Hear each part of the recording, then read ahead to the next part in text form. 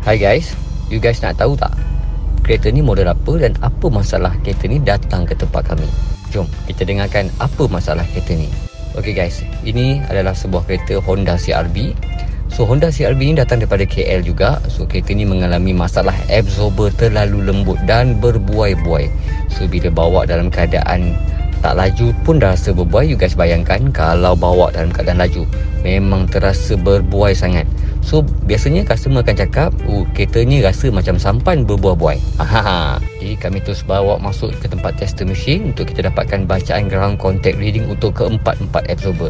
So you guys boleh tengok kita test depan kiri, depan kanan, belakang kiri, belakang kanan. Depan kiri 27, depan kanan 31, belakang kiri 29 dan belakang kanan 31. So ground contact terlalu tinggi bacaannya.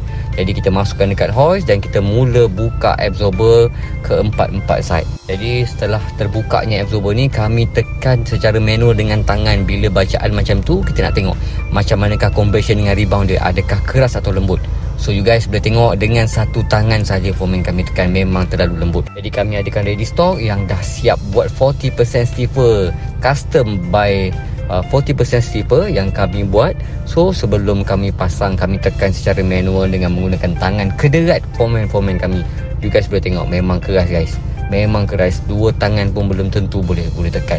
So jangan risau, tetapi dia tidak akan menghilangkan comfort sesebuah kereta. Jadi setelah siap semua, kami dah test. So kami pasang ke empat-empat side, depan kiri, depan kanan, belakang kiri dan belakang kanan. Jadi selepas itu saya sendiri pergi test kereta ni, memang rasa firm. Tetapi saya masih belum boleh confirmkan yang kereta ni stable sebab belum lagi masuk dekat tester machine. So kita masuk semula dekat tester machine untuk kita dapatkan bacaan ground contact dia. Jadi kita masuk dekat tester machine, you guys tengok kita test untuk depan kiri, depan kanan, belakang kiri dan belakang kanan. Jadi selepas kita test, kita dapat bacaan depan kiri 13, depan kanan 14, belakang kiri 16 dan belakang kanan 16.